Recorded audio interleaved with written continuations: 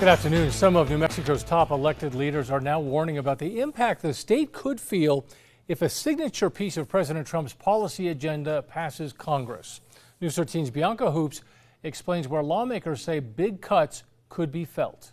We know that this bill cannot get across the finish line in its present form. New Mexico Congresswoman Melanie Stansberry is among the state's elected leaders pushing back against the Trump administration's One Big Beautiful Bill Act, now making its way through Congress.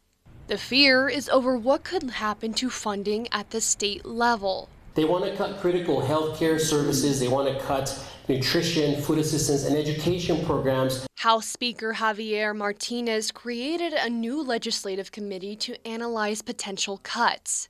As it stands now, the state is forecasting the potential loss of nearly $300 million in SNAP or food stamp funding if passed the federal legislation passes.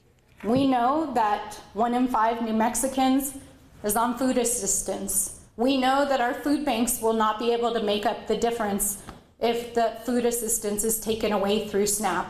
And Speaker Martinez says there's no way New Mexico could fill in the entirety of potential federal SNAP funding cuts. The state is prepared to pick up some of that at some level for a period of time, but for us to be able to absorb in its entirety these cuts, it's impossible. There's also fear over Medicare and Medicaid cuts. Program Speaker Martinez says nearly 2/3 of New Mexicans use. I'm horribly concerned about what could happen to rural hospitals, which are already on the verge of closure in some cases, if Medicaid funding is cut. Bianca Hoops, KRQE News 13. The so-called One Big Beautiful Bill Act has passed the House, but the Senate is now expected to propose its own changes.